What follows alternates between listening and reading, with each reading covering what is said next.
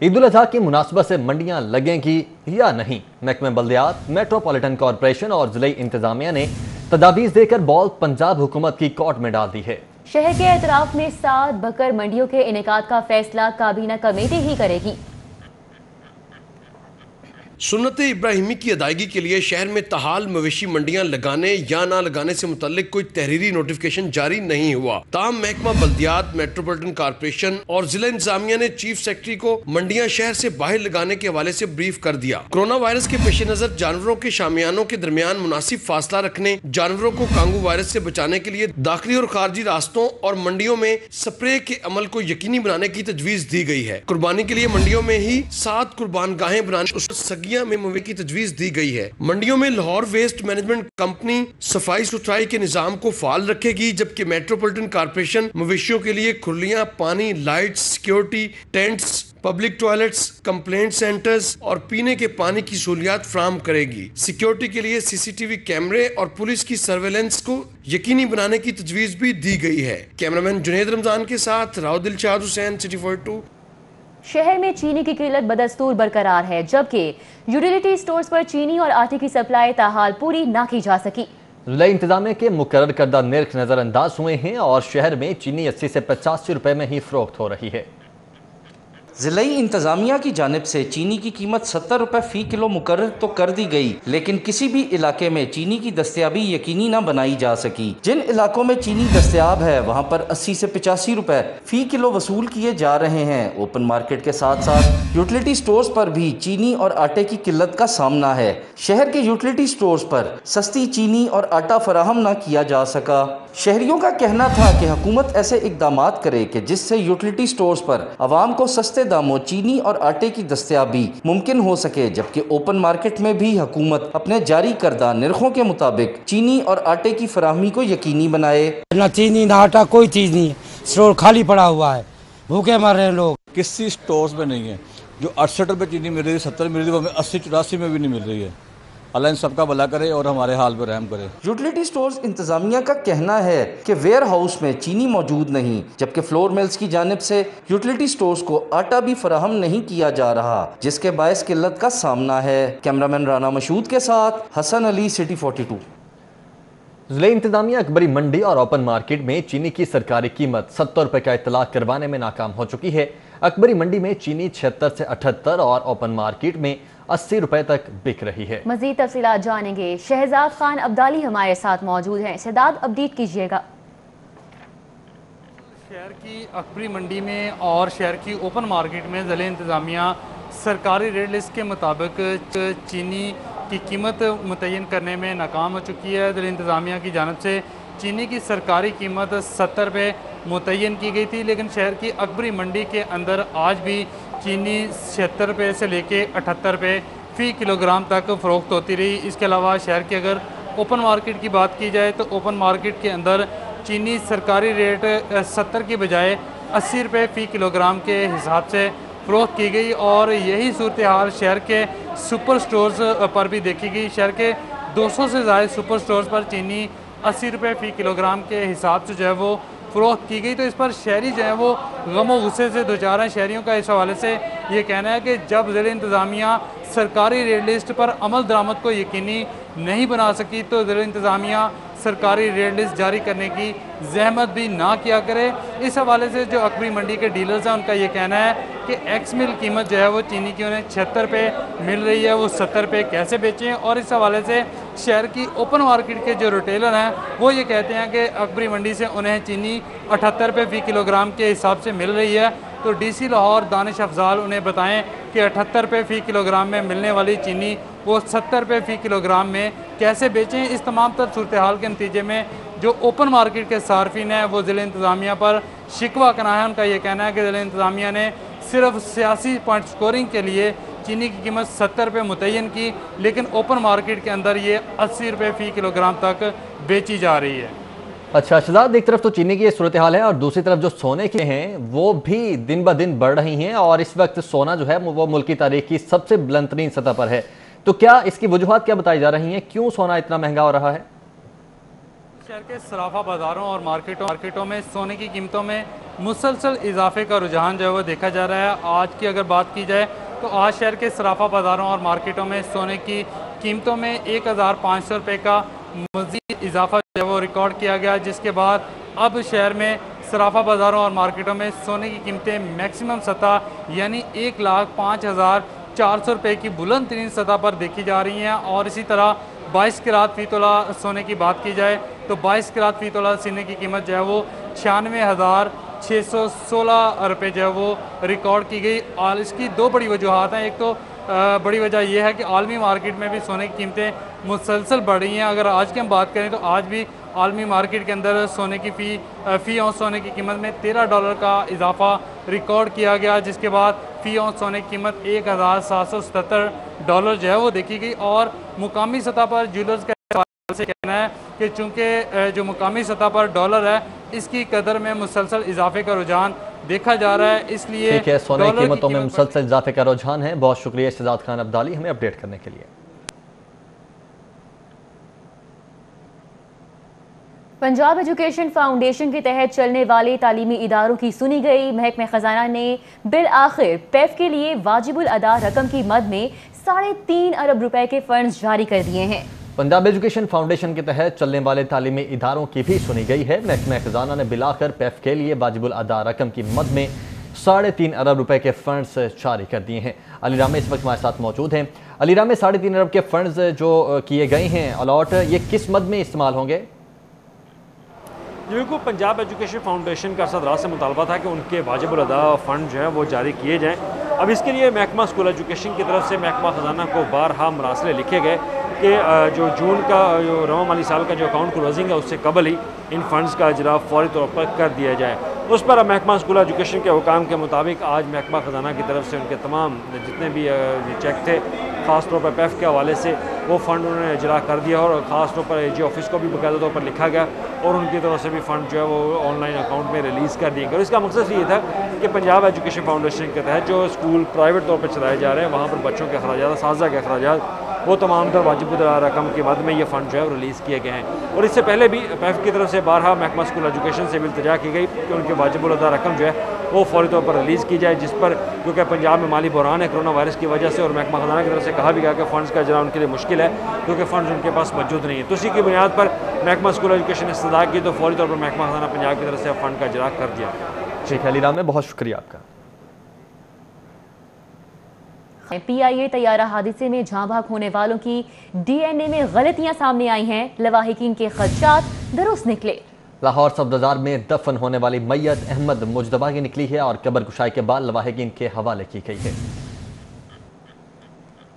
तैयारा हादसे के 32 रोज बाद फ्लाइट स्टूवर्ड अब्दुल कय्यूम और मुसाफिर अहमद मुश्तबा की असल मैयतों की शनाख्त हो गई। दोबारा किए गए DNA के मुताबिक लाहौर में फ्लाइट स्टूवर्ड समझकर तदफीन की जाने वाली मैयत मुसाफिर अहमद मुश्तबा की थी। मैयत की शनाख्त के बाद मजिस्ट्रेट की मौजूदगी में छिपा रजाकारों ने कब्र कुशाई की और अहमद मुश्तबा की मैयत कराची के मॉडल कॉलोनी थाने के इंस्पेक्टर वहीद अहमद के हवाले की गई। मैयत को PIA की परवाज के जरिए शाम 6 बजे कराची रवाना कर दिया गया। कराची छिपा सर्द खाने में मौजूद फ्लाइट स्टूवर्ड अब्दुल कय्यूम की मैयत उनके भाई फैसल के सुपुर्द कर दी गई, जिसे लाहौर में सुपुर्दे खाक किया जाएगा। अब्दुल कय्यूम के वालिद आज भी बेटे के गम में निढाल हैं। मैं तो सवेरे उठा गया ना लिया कुछ 4-5 बजे मैं छोटा पेशाब करने उठा। मैं कय्यूम साहब के अंदर काम लेने आए, मैं वो सही ना लावे। मैं ऐतवार छुट्टी ईद दी छुट्टियां हुई अगे भी छुट्टी हो जाती, हुण भी छुट्टी हो जाती। इस चीज़ का पता नहीं कि किसी की ड्यूटी कर रहा कि ना ली। तो माँ मेरी बेगम है ना, उन्हें बस अलविदा अस्सलाम वालेकुम, उन्हें कहा थले PI की गड्डी आई कय्यूम, मेरी बेगम ने कहा कय्यूम PI गड्डी आई लेने वास्ते। कहें अम्मी मैं तैयार हैं, बस मैं वर्दी पाई सब कुछ, बस मैं जा रोज़ा रखे। अब्दुल कय्यूम के कथन का कहना है कि अहमद मुश्तबा के लवाहिकीन ने 15 रोज कबल इनसे रब्ता किया और मैयतों की तब्दीली से आगाह किया, जिसके बाद उनके दोबारा DNA भी लिए गए। कैमरामैन खालिद महमूद के हमरा फारहान यामीन सिटी 42।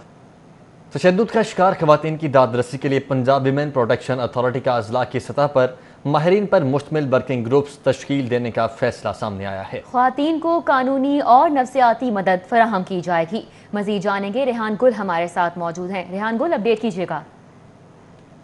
जी, पंजाब वुमेन प्रोटेक्शन अथॉरिटी को कायम किए गए वैसे तो 3 साल हो चुके हैं, लेकिन अब तक उसको मुकम्मल तौर पर फ़ाल नहीं किया जा सका।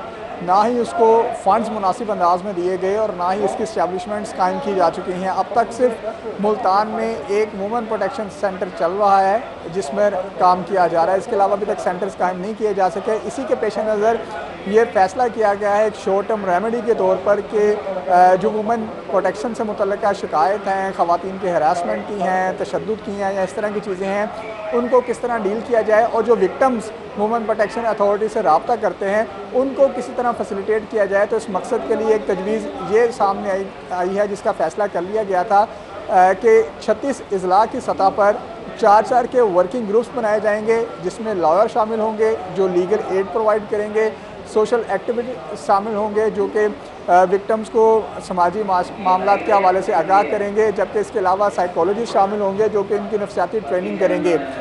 ये जो 4 का पैनल है वो रज़ाकाराना तौर पर काम करेगा वुमेन प्रोटेक्शन अथॉरिटी के साथ और जो भी इज़्दा में ख़वातीन ऐसी सामने आती हैं जिनको इंसाफ चाहिए या जिनका मसले मौजूद हैं उनको ये 4 का पैनल जो है वो गाइड करेगा और ये कोलैबोरेशन और जो ट्रेनिंग का सिलसिला है वो जारी रखा जाएगा। ठीक है रेहान, बहुत शुक्रिया आपका। कैबिनेट कमेटी बराए कानून साजी ने वॉल सिटी अथॉरिटी का दायराकार पूरे सूबे में बढ़ाने की मंजूरी दे दी है। इस हवाले से कैसर खोखर हमारे साथ मौजूद होंगे और उनसे मजीद तफसीलात लेंगे। कैसर खोखर, बताइएगा इस हवाले से दायराकार बढ़ाया जा रहा है? जी, कैबिनेट कमेटी बराए लेजिस्लेटिव बिजनेस ने वॉल सिटी अथॉरिटी का दायराकार पूरे सूबे में बढ़ाने की मंजूरी दे दी है। ये फैसला जो है ये सूबाई वज़ीर कानून राजा मोहम्मद बशारत की ज़ेर सदारत एक इजलास में किया गया। इस हवाले से महकमा बल्दियात ने ये समरी इरसाल की थी कि वॉल सिटी अथॉरिटी का दायरा बढ़ाया जाए, जिसके तहत वॉल सिटी अथॉरिटी अब मुल्तान, बावलपुर, बीरा, सरगोदा जो ज़िला शहर है बीरा वहाँ पर और लाहौर और रावलपिंडी में जो तारीखी इमारत हैं, तारीखी चीज़ें हैं उनको महफूज करने के लिए इकदाम करेगी और इस सिलसिले में ख़ास तौर पर बीरा और मुल्तान की जो तारीखी इमारतें हैं उनको महफूज बनाया जाएगा। इस हवाले से वॉल सिटी अथॉरिटी का दायराकार बढ़ा दिया गया है और अब ये वॉल सिटी अथॉरिटी जो है वो पूरे पंजाब में जो है काम करेगी। जी कैसर खोखर, बहुत शुक्रिया। आईजी पंजाब की जानिब से शुरू करदा जदीद तर्ज पर मबनी थानों की रिपोर्ट तलब कर ली गई है। मज़ीद तफसीलात जानेंगे, अली साही हमारे साथ मौजूद हैं। अली साही, बताइएगा। बिल्कुल, आरपीओ, डीपीओ या सीसीपीओ लाहौर फोकस करें ना करें, आईजी पंजाब की जानिब से लाहौर समेत पंजाब भर में शुरू किए गए 51 स्पेशल इनिशिएटिव पुलिस स्टेशन के ऊपर मुकम्मल तौर पर फोकस किया गया है और आईजी पंजाब की जानिब से चंद रोज़ कबल इस बात पर नाराज़गी का इजहार किया गया था कि लाहौर समेत पंजाब भर में जो स्पेशल इनिशिएटिव पुलिस स्टेशन शुरू किए गए हैं वहाँ पर पुलिस ने अभी तक कल्चर चेंज नहीं किया है, बिल्कुल पुरानी डगर पर चल रही है। अब आईजी पंजाब की जानिब से एक परफार्मा जारी किया गया है जिसमें तमाम आरपीओ और डीपीओ से राय तलब की गई है कि 11 पॉइंट दिए गए हैं जिसमें पूछा गया है कि किस तरह इसमें चेंजिंग की गई है, क्या पुलिस के बारे में राय चेंज हुई है आवाम की, क्या कोई कंप्लेंट सिस्टम का बेहतर जो मेकनिज़म है वो शुरू किया गया है। इसके साथ साथ जितनी भी लॉजिस्टिक के हवाले से या दीगर चीज़ें मुकम्मल होना थी वो मुकम्मल हुई हैं कि नहीं, इसी हवाले से आईजी पंजाब की जानिब से 2 परफार्मे तमाम आरपीओज़ और डीपीओज़ को भिजवाए गए हैं जिसमें 11 पॉइंट्स हैं वो तमाम को फिल करके आईजी पंजाब को भिजवाने का हुक्म दिया गया है। उसके बाद फैसला किया जाएगा कि इनको मज़ीद किस तरह बेहतर बनाया जाना है, इसमें नई तैनातियाँ की जाएंगी या मौजूदा फोर्स के होते हुए ही इसका सिस्टम जो है उसको बेहतर बनाया जाएगा। ठीक है अली साहिब, बहुत शुक्रिया आपका। लेस्को में नाकिस ट्रांसफार्मर की खरीदारी और बोर्ड ऑफ डायरेक्टर्स के मेंबरान को करोड़ों रुपए की अदायगियों पर कंपनी सेक्रेटरी अवैस यासीन के खिलाफ तहकीकात का आगाज कर दिया गया है। इस हवाले से शाहिद सिपरा हमारे साथ मौजूद हैं। शाहिद, बताएगा तहकीकात कहां तक पहुंची हैं? जी बिल्कुल, लाहौर इलेक्ट्रिक सप्लाई कंपनी में नाकिस ट्रांसफार्मर की खरीदारी और उसके साथ साथ बोर्ड ऑफ डायरेक्टर्स के मेंबरान को करोड़ों रुपए की अदायगियों पर तहकीकात का आगाज़ किया गया है।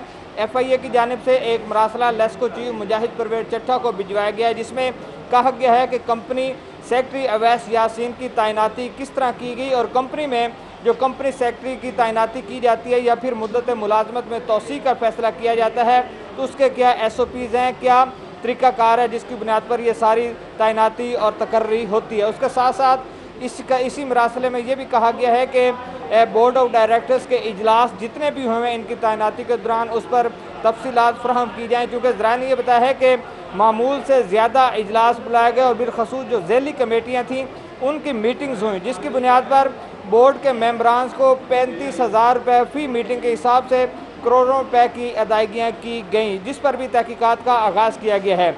इसी मरासले में यह भी कहा गया है कि कंपनी सेक्रेटरी अवैस यासीन की तैनाती के दौरान ट्रांसफार्मर्स की जो ख़रीदारी की गई है उसकी तफसीलात फराहम की जाएँ और उन ख़रीदारी के बाद जब उनको सिस्टम में लगाया गया है तो उनमें नाकिस जो मटीरियल है वो सामने आया है और ट्रांसफार्मर जो ख़राब हुए हैं उसकी तमाम डिटेल्स भी हैं वो भी FIA को सुपुर्द की जाएँ।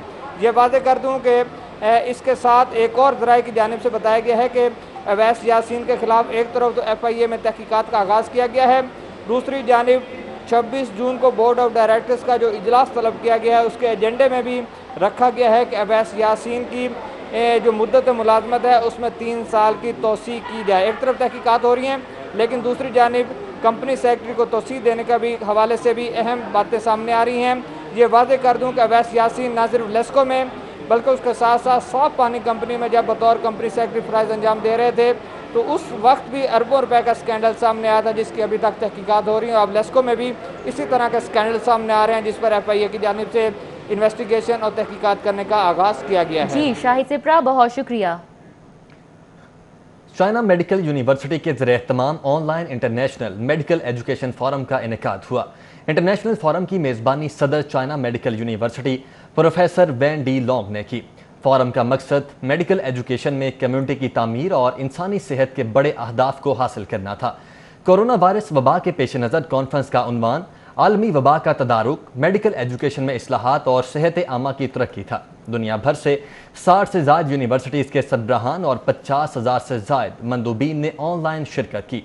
पाकिस्तान से किंग एडवर्ड मेडिकल यूनिवर्सिटी के vice chancellor professor Khalid Masood Gondal और रजिस्ट्रार प्रोफेसर सैयद असगर नकी ने शिरकत की। College of physicians and surgeons Pakistan की नुमाइंदगी नायब सदर professor Mahmood Ayaz, professor Ibrar Ashraf, professor Waris Farooqa और प्रोफेसर आमिर जमान ने की। प्रोफेसर खालिद मसूद गोंदल का कहना था कि हम सब मुश्तरका कोशिशों से तिब की तालीम से इंसानी सेहत की बेहतरी के लिए बड़े अहदाफ हासिल करेंगे। इज्तिमाई कोशिशों की वजह से हम इंशाअल्लाह जल्द कोरोना वबा से महफूज दुनिया में ज़िंदगी बसर कर सकेंगे।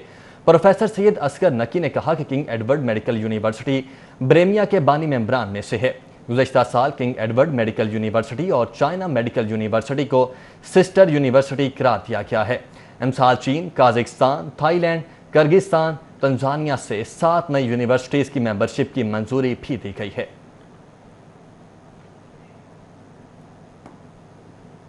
इंतजामिया की जानिब से स्मार्ट लॉकडाउन का दायरा कार बढ़ाने का फैसला किया गया है। लाहौर में रात 12 बजे से मजीद 7 इलाकों को बंद करने का ऐलान किया गया है।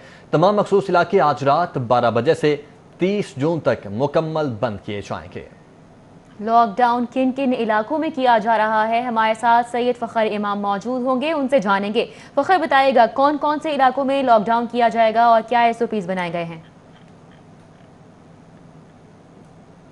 बिल्कुल ऐसे ही है। 7 मज़ीद इलाके जो हैं वो स्मार्ट लॉकडाउन में शामिल किए गए हैं जिनको मुकम्मल तौर पर बंद करने का कहा जा रहा है, क्योंकि हालिया दिनों में 3000 के करीब जो केसेस हैं वो उन इलाकों में रिपोर्ट हुए हैं। इन इलाकों में जो इलाके शामिल हैं उनमें Faisal town, garden town, wall city, DHA, इसके साथ साथ गुलबर्ग और गुलशन रावी के इलाके जो हैं वो शामिल हैं जिनको जो है मुकम्मल तौर पर बंद किया जाएगा। और ये भी इंतज़ामिया की जानिब से कहा जा रहा है कि इन इलाकों में जो मार्केट्स हैं उनको भी बंद करने की हदायत जारी की जा चुकी हैं। इस हवाले से जिन इलाकों को बंद किया जा रहा है उनमें तकरीबन 3000 के करीब केसेस आए हैं, जिसमें सबसे पहले DHA में सबसे ज़्यादा 1400 से ज़ायद जो है वो केसेस जो है रिपोर्ट हुए हैं और 22,000 घरों को लॉकडाउन किया जा रहा है। इसके साथ साथ गुलबर्ग के तमाम ब्लॉक्स में से 736 केसेस जो हैं वो सामने आए थे और यहाँ से 19,000 के करीब जो घर हैं उनको जो है लॉकडाउन किया जा रहा है। उन पर मॉडल टाउन में 700 के करीब केसेस सामने आए और 6,000 घरों को इसमें लॉकडाउन किया जा रहा है। गार्डन टाउन की बात करें तो 250 के करीब जो केसेस हैं वो यहाँ पर सामने आए हैं और 8,000 घरों को यहाँ पर लॉकडाउन किया जा रहा है। गुलशन रावी में 212 मरीज़ जो हैं वो सामने आए थे और 24,000 के करीब जो घर हैं गुलशरावी में लॉकडाउन किए जाएंगे, जबकि national command and control centre की जानिब से सख्त SOPs पर अमल दरामद करने का यहाँ पर कहा गया है। जी ठीक है, बहुत शुक्रिया आपका फ़खर अपडेट करने के लिए। चीफ सेक्रेटरी पंजाब ने ई बिल्डिंग प्लान प्रोजेक्ट के तहत मुस्तरद होने वाली दरख्वास्तों की समाअत के लिए ग्रीवेंस रेडर्स कमेटी तश्कील दे दी है। नोटिफिकेशन भी जारी कर दिया गया है। राव दिलशाद हुसैन हमारे साथ मौजूद हैं। राव दिलशाद, बताइएगा नोटिफिकेशन में क्या कहा गया है?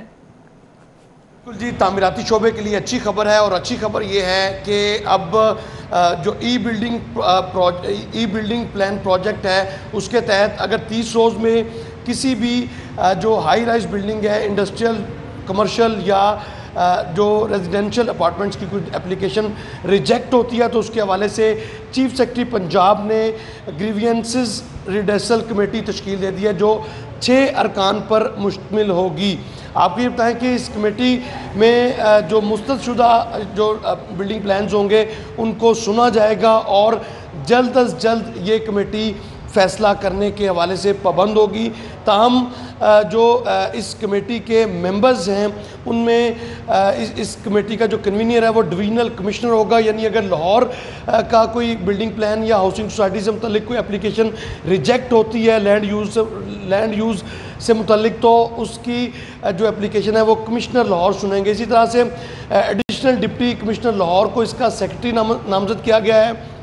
मुतल्लिका लोकल गवर्नमेंट का चीफ कॉर्पोरेशन ऑफिसर और डायरेक्टर जनरल जो मुतल्लिका डेवलपमेंट अथॉरिटी होगी वो इसका मेंबर होगा। इसी तरह से एक मेंबर जो है वो PITB से भी होगा और एक मेंबर को किसी भी एक्सपर्ट को जो है वो कमेटी नामजद कर सकेगी एतराज़ात दूर करने के हवाले से। तो यूँ इसका जो नोटिफिकेशन है वो भी चीफ सेक्रेटरी पंजाब ने जारी कर दिया है और जल्द अज जल्द बिल्डिंग प्लान्स की अप्रूवल के हवाले से तमाम जो हायल रुकावटें हैं वो भी दूर की जाएंगी। जी राव दिलशाद, बहुत शुक्रिया। सेक्रेटरी स्पोर्ट्स को प्रोजेक्ट मैनेजमेंट यूनिट की कारकर्दगी पर तहफ़्फ़ुज़ात हैं। कहते हैं कि गुज़श्ता साल PMU तवक्को के मुताबिक तरक्याती मंसूबों पर काम नहीं कर सका। मज़ीद जानेंगे, वसीम अहमद हमारे साथ मौजूद हैं। वसीम अहमद, बताइएगा। स्पोर्ट्स एहसान भुट्टा ने प्रोजेक्ट मैनेजमेंट यूनिट के तहफ़्फ़ुज़ात की कारकर्दगी पर शदीद तहफ़्फ़ुज़ात का इजहार किया है।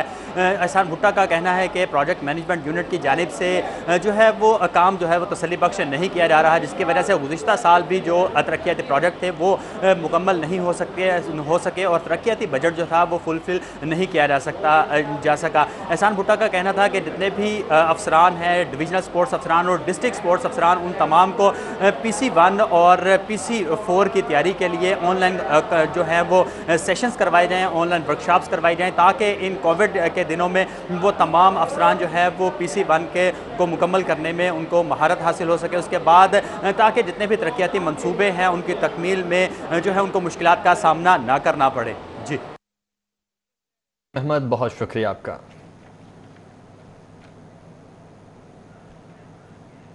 अभी आपको बराह रास्ते चलेंगे। कौमी असम्बली का इजलास हो रहा है जहां पर MNA अली परवेज मलिक इजहार ख्याल कर रहे हैं। के लिए कोई फ्रेट की सब्सिडी स्कीम अगर आप बना लें नॉन ट्रेडिशनल मार्केट्स के लिए तो हमारा जो कंसंट्रेशन रिस्क है इन चंद मार्केट्स के ऊपर उससे भी हम अपने आप को बचा सकते हैं।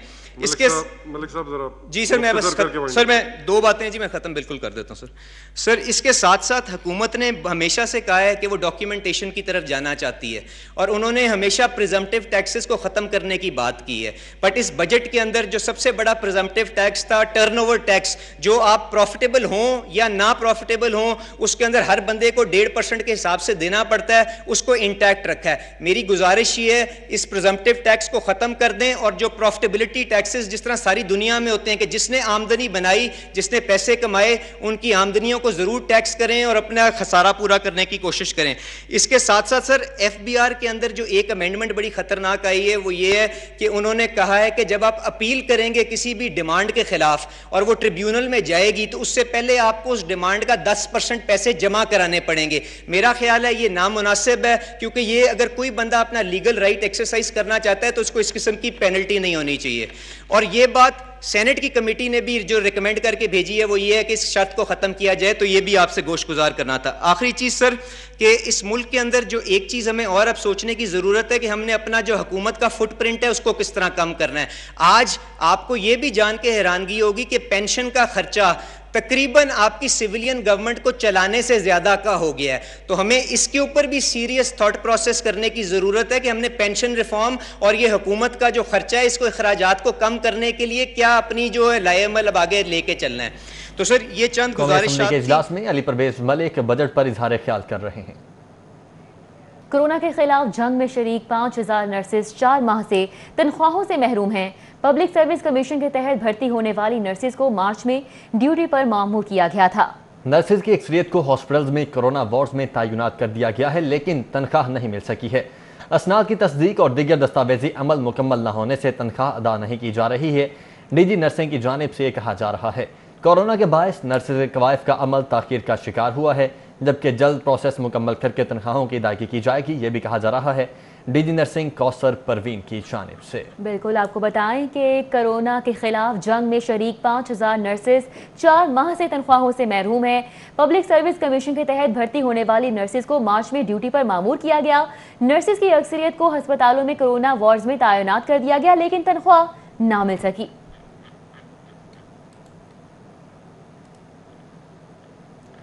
आगे बढ़ते हैं। कस्टम इंटेलिजेंस की हंजरवाल के इलाके में तारीखी छापामार कार्रवाई हुई है। कस्टम इंटेलिजेंस ने इशरा के ताजिर मोहसिन रहमान बट के गोदाम से 40 करोड़ रुपए मालियत की स्मगल शुदा ईरानी सिरेमिक टाइल्स बरामद कर ली हैं। कस्टम इंटेलिजेंस की हंजरवाल के इलाके में तारीखी छापामारी कार्रवाई हुई है और कस्टम इंटेलिजेंस ने 40 करोड़ रुपए मालियत की स्मगल शुदा ईरानी सिरेमिक टाइल्स बरामद कर ली हैं। अहम कार्रवाई बताई जा रही है जो कस्टम इंटेलिजेंस की जानिब से ये की गई है। कस्टम्स इंटेलिजेंस की हंजरवाल के इलाके में तारीखी छापामार कार्रवाई हुई है।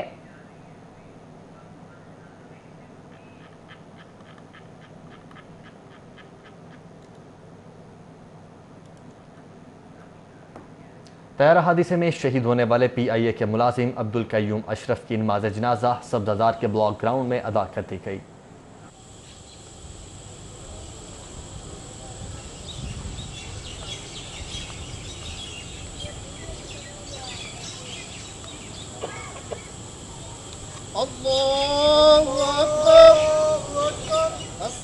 न्यूज़ स्टूडियो से फिर वक्त इतना है।